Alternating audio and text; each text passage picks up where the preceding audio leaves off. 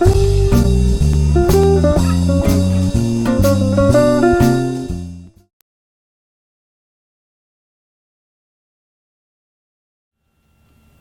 Refugee Blues, we call it a documentary poem, which is a form of documentary that I'm not sure exists, but we just decided it sounds nice.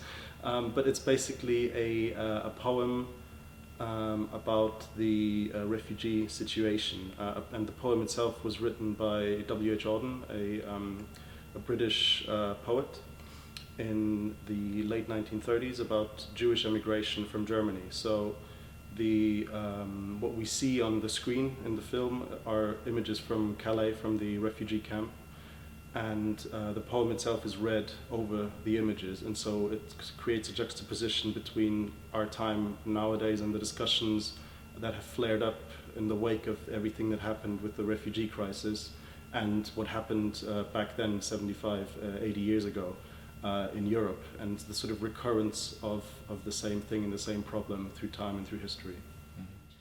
So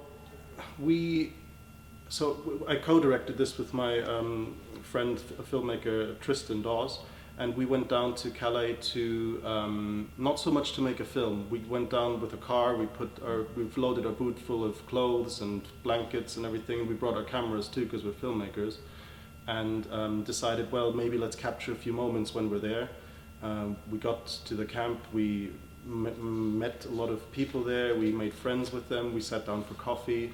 We gave blankets and clothes to people, and then after talking to a lot of them, after they invited us for coffee or for a drink, we said, we also have cameras. Would you mind if we take them out and film? And they were all very friendly. They all said, yes, of course, no problem. At the time we were still not sure, are we making a film here or are we just capturing little moments?